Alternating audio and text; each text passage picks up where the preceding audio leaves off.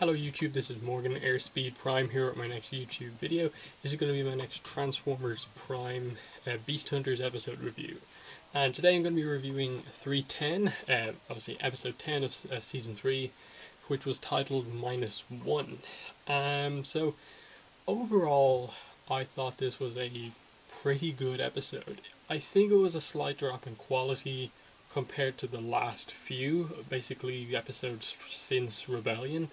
Um, but it was still reasonably good. When I first watched it, I was a bit unimpressed, but during my second watch through, taking notes for this review, I was a bit more happy with like what I liked and with what actually happened in the episode, and I really kind of pinpointed the aspects that didn't make it like exceptional like the rest of the episodes have been.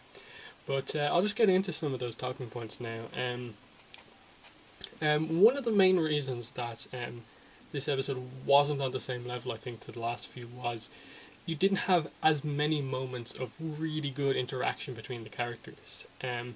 Like last episode, you had amazing stuff between Ultra Magnus and Wheeljack, and obviously the Decepticons were really good last week too. But this week, you only had little bits of them. Like the start of the episode had some nice Shockwave Starscream moments, and it was really good. You had another one of these situations where Starscream had to explain himself to Shockwave, and again, it really shows how unique Shockwave is as a character in that emotions don't come into play at all.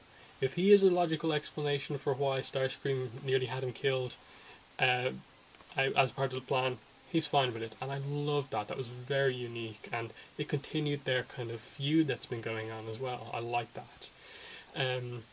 But moving on to another plot, the kind of plot of the episode, continuing on for the cliffhanger from last week, the cyber matter.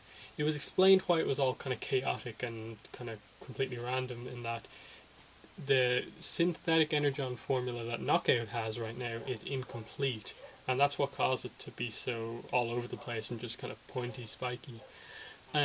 Which ultimately leads to Decepticon's plot and what's going to be the big thing going into the rest of the season, which is the plan, which is Megatron's going to fix the Omega Lock, use the cyber matter kind of explosion thing to cause basically Earth cyberform as well as revitalizing Cybertron.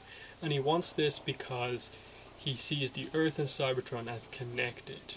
Unicron and Primus connected. And if he can't have one, he can't have either. That sort of way. He has to have them both together. Sorry about that noise. There seems to be a helicopter flying by. Anyway. Yes, so the plan...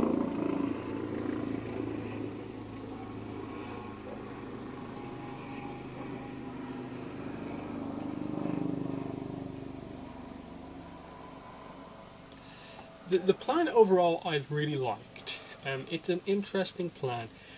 There's some specifics of it that I'm not quite sure about.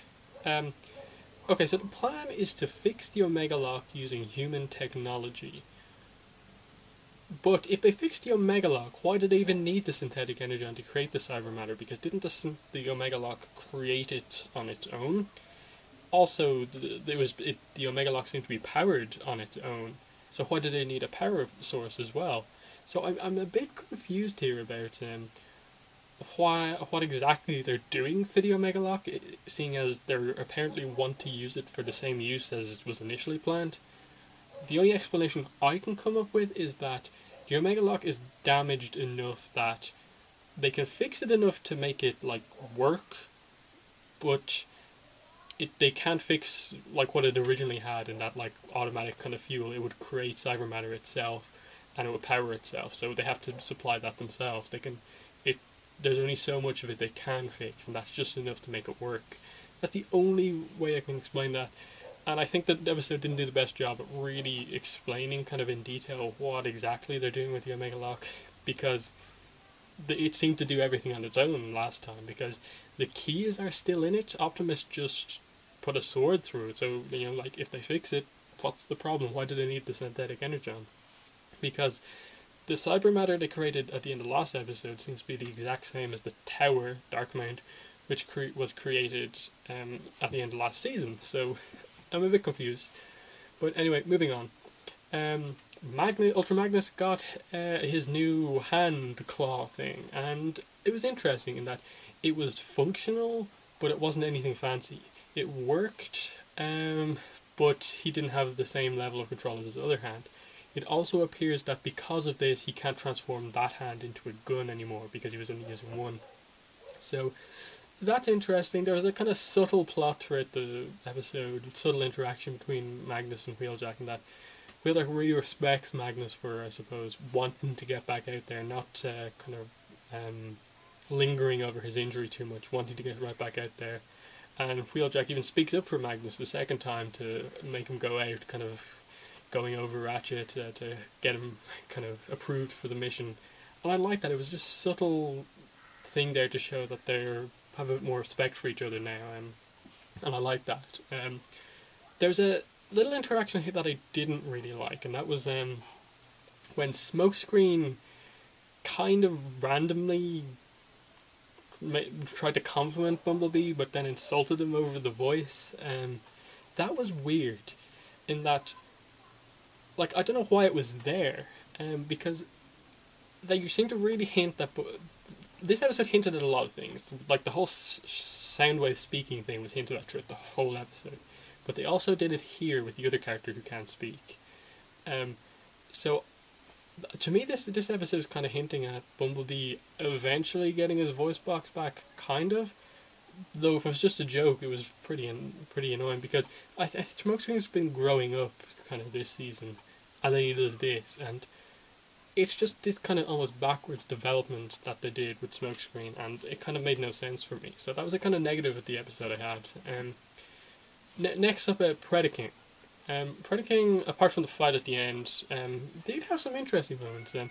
Even though he's a bit concerned about, the Project Predacons being destroyed, he still wants to command the... Okay, there's a lot of noise going on outside, apparently. It's one of those days. But, anyway, Predaking. But his idea now is to, when they revitalize Cybertron, he wants to command all of the, revived Predacons back on Cybertron. So he's basically coming up with the same plan again, just with more Predacons and on Cybertron now. And Megatron is worried once again. Predaking is too ambitious for Megatron, and he knows that he'll be too much of a threat if he has Predacons. And I like that. And then this scene continues kind of to where he wants Predaking to go out and kind of confront Optimus when they go to kind of take them out when they're getting more equipment. And then he kind of just... It was a bit of a random moment, but he just suddenly snaps on Predaking. And I know that Megatron has been doing that every time someone goes, I'll take on Optimus. And he's just like, no, don't take on Optimus, don't underestimate him. And I suppose that's why he kind of snapped at him again. He's just like, you're going to get yourself killed if you don't respect Optimus. So it was, I suppose, nice continuity continuing that, and in the end it did work. I suppose, obviously Ratchet kind of figures out the idea of what they're going for, and he tells Optimus it, and Optimus does not want to let Megatron rebuild the Omega Lock.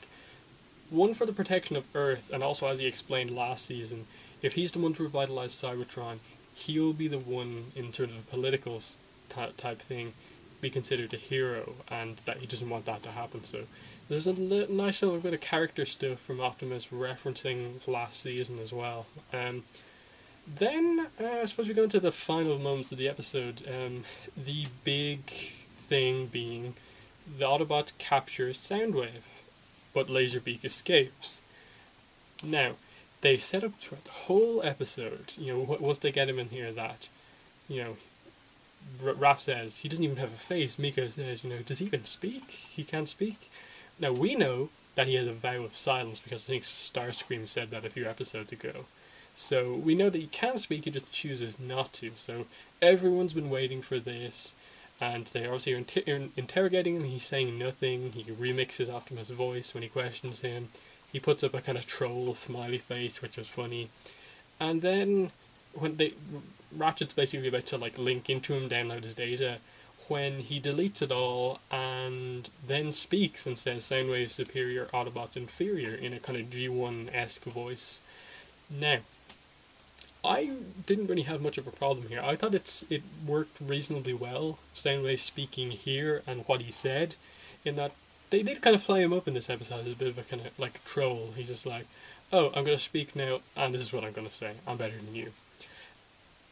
I think a lot of the reason people are angry about this is because they expected way too much from this. Soundwave's bio before the show even begun said that he doesn't speak, and everyone was coming up with speculation about what is going to happen when he speaks. And it's one of those things where, like, that sort of a plot point, and especially once you find out that it's a vow of silence, he's just doing it for more of a kind of religious reason. He doesn't decides not to talk in front of like Megatron and all the other Decepticons. So it makes sense that just around Autobots he'd do this, and then that sets up, is he going to continue to speak from now on? Is his vow of silence over now? Or does it not apply because he didn't speak around Decepticons? So it's going to be interesting going forward because Soundwave may speak a bit more going forward. I don't think he's ever going to be like a chatterbox like the rest of them, but it'll be interesting to see if he just says a few lines and everyone listens to him. So I didn't really have much of a problem with that line or him speaking overall. It worked reasonably well for me. I maybe expected a little bit more, but it worked well. And then obviously, I suppose the next thing to talk about is the very end of the episode is Fowler is followed back to their second base by Laserbeak. The base is found, which is the first thing to note, so pretty much that confirms it's going to get destroyed next episode, basically. And Soundwave is obviously woken up by Laserbeak, and then Soundwave basically knocks out Smokescreen, knocks out Bulkhead with ease, like a boss, and captures Ratchet, which was the whole point of the episode, because he's the one who came up with the original synthetic energon formula, so he's the one that will be able to fix it and allow the cyber matter to be more stable. That's great. That's the plot. That worked really well for me, and it created a nice kind of cliffhanger ending to it. One of my big problems with the episode, though, was that this isn't a part one of something, and they just left this final thing I'm going to talk about completely open for their going forward, and that was Optimus versus Predaking. The fight was really good. Optimus, Ultra Magnus, RC, Bumblebee were out there, I think, and Wheeljack. They went out to kind of see what the Decepticons were taking. And Optimus said he's going to fight Predaking, and it was an amazing fight. It was one of the best of this season, something we've been waiting for since Beast Hunters was confirmed. The new Optimus design versus Predaking. Didn't disappoint, very kind of even, but obviously Predaking is more powerful. And it just ends out of nowhere with basically Optimus smashing into the ground. Predaking has the complete advantage. That works as a kind of cliffhanger as well, in that they set up an Optimus cliffhanger and the Ratchet cliffhanger. My big problem, though, is what happens with the rest. The rest didn't go into the base to see what the Decepticons are taking. And basically all you see of Shockwave is him basically waiting for them to come in, and there's loads of Earcons there and him, and you basically see Ultra Magnus and co outside fighting just before they go into the door, and it doesn't even end on a sort of end point, like they're just about to walk in. It just ends with them in the corridors in the middle of a fight. So that's a slight problem I had with this, in that maybe if this was they said it's setup part 1, setup part 2 as this on the next episode, it would have worked, but just as one episode ending in mid-air in that plot was a bit annoying for me. And when I first watched it, I didn't even think about it because there was so much going on, but my second watch, I just noticed that, wait, did Magnuson actually confront Shockwave in the end of this episode? But no, he didn't. It just ends in mid-air, and that's a slight problem I have with the episode. Pretty much, that's all I have to say. I think that's all of my notes. So yeah, overall, it was a good episode. I have a few problems with it that kind of lowered it down from the super high quality that it's been the past few weeks, but it still was good. I'm interested to see what's happening going forward because the Ratchet cliffhanger worked for me really well. It's going to be interesting to see how he and Megatron interact because it's going to really reference Stronger Faster when I think Ratchet basically had a fight with Megatron using in the episode that since then was introduced, and to see obviously does he perfect it, and then what happens with Optimus, with Predaking, and Ultra Magnus and Co with Shockwave, and then who's going to save him and stuff like that. And also, I suppose, how badly injured are Smokescreen and Bulkhead, and are they going to be the ones to try and save Ratchet? That could be a big moment for Smokescreen, maybe presenting himself as a leader, going to save Ratchet while the others are busy. That could be interesting because I think Smokescreen really needs some stuff now after a kind of lackluster performance this episode. But -1, overall good. So that's my review. Thanks for watching this one, and bye.